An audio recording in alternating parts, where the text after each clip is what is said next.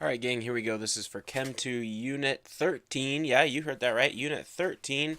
We're talking about electrochemistry. Nice short unit. Shouldn't be too difficult. Some new stuff, some real applications to real world stuff is what we're going to talk about here. It's pretty nice. Okay. So anyway, electrochemistry. Electrochemistry is the study of the relationships between electricity and chemical reactions. So essentially, we're looking at chemical reactions that can produce an electron flow. So like batteries. Okay. And so it includes the study of both spontaneous and non-spontaneous processes.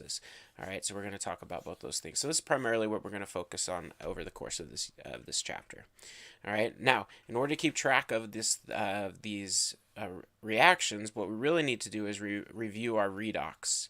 Okay, remember back in Unit 3 or 4 when we talked about aqueous reactions, we talked about oxidation numbers. Okay, and so first thing we need to do is just remind ourselves, well, how do we assign oxidation numbers to our elements? These are our general rules, these 5 rules here. Okay, so the elements, 1, 2, 3, 4, 6 rules. So elements, anything in their elemental form always have an oxidation number of 0.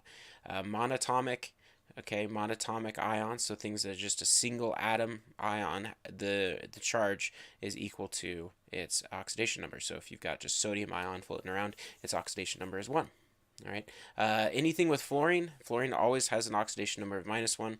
Oxygen almost always has a charge of -2, except for if it's in peroxide, and in that case it's -1. So like classic example of this would be hydrogen peroxide, H2O2.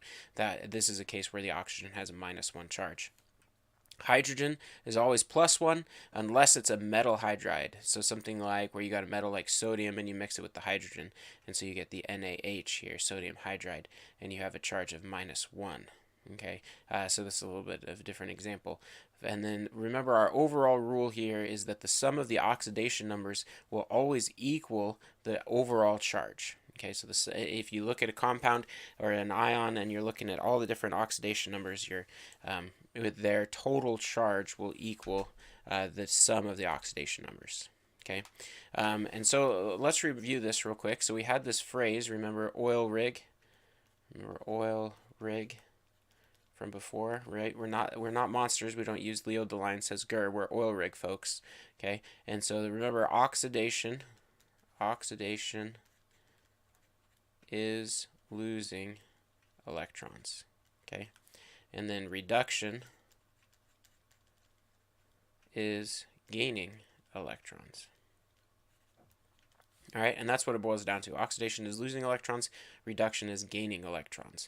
All right, so in order to keep track of which one is reduced and which one's oxidized, we have to keep track of where the electrons are, and we do that using our oxidation numbers. So if something loses electrons, it got oxidized. So essentially, if that oxidation number goes up, if it increases, then we know our element was oxidized, and that makes sense. Ish. The reduced one makes more sense, right? If the oxidation number decreases, that means it was reduced. And so really you think about it, well, if you gain electrons, right, that means your charge will go down. So therefore you'll be reduced, right? Okay. And so if your oxidation number goes down, then you're reduced. Okay. If your oxidation number increases, then you're oxidized. All right, so let's try this, see if we can identify some oxidation numbers here. So zinc is an element, so it's just 0.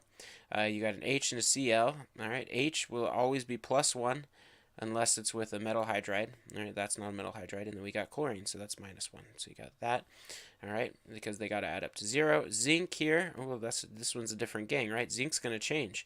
So chlorine, well, chlorine's a halogen, so it's always -1. And so this guy's -2 overall. All right, so that means our zinc has to be +2. Okay, and then a hydrogen, well, now it's elemental, so it goes to 0. Now we can follow what occurs here. So our zinc goes from 0 to +2.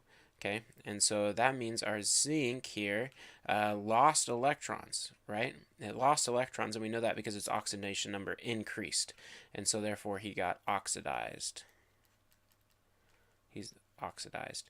And then the other one that changed, our chlorine didn't change. It stayed at -1 on both sides. The hydrogen, though, changed. It went from +1 to 0.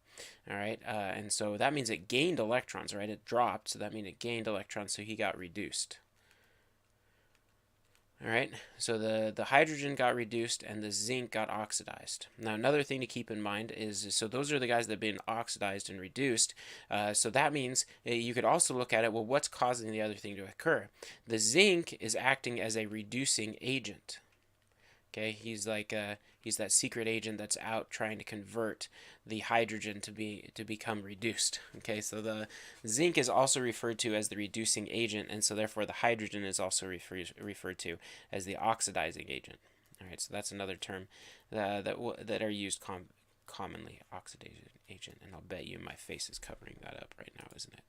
Yep. Oh, we didn't want to move that. I did it again, you stupid son of a gun. All right. Cool? Cool. All right. A species is oxidized when it loses an electron, right? Zinc loses 2 electrons. We just went through all this. An oxidizing agent causes something else to be oxidized, and a reducing agent causes something else to be reduced. We just talked about that. Okay? And this is the reaction that we just looked at. Notice that they dropped the chlorines because the chlorines were just ended up being spectator ions. Okay? But they came up with the same charge changes as we did. Okay. All right, let's see if we can do a practice problem here. It says, what is the reducing agent in the following reaction? Well, we know the reducing agent is the thing that got oxidized. All right, so if we can figure out which one's got oxidized, then we can find the answer here. So we got to establish our oxidation number. So this is a monatomic ion, so that means its oxidation number is -1. This is a peroxide. This is hydrogen peroxide, so each hydrogen is +1, but each oxygen is -1. All right, hydrogen, that's a monatomic ion, so it's +1. All right, the bromine is now elemental, so he's 0. Okay, and now we just have water. Well, hydrogen's +1, and this guy will be -2. Life's dandy. So what goes on here? Well, the bromine goes from -1 to 0. Okay, so his charge goes up. All right, so he got oxidized. All right, so that means the Br- is the answer. Okay, but we can double check ourselves and make sure we have something that's being reduced. Hydrogen stays in both cases as +1, stays at +1, but the oxygen here is -1, over here he's -2, so that means his charge goes down, so he's reduced. All right, so that means the bromide ion is the oxidizing agent. Okay, and the bromine and the oxygen is the Sorry. The bromine is the reducing agent. It got oxidized because it caused the oxygen to be reduced, and the oxygen is the one that got reduced and is acting as the oxidizing agent. All right, and that's it for this video. Nice, quick, short recap of oxidation and all that stuff. Anyway, do your practice problems. Let me know if you have any questions, and I'll see you on the flip side.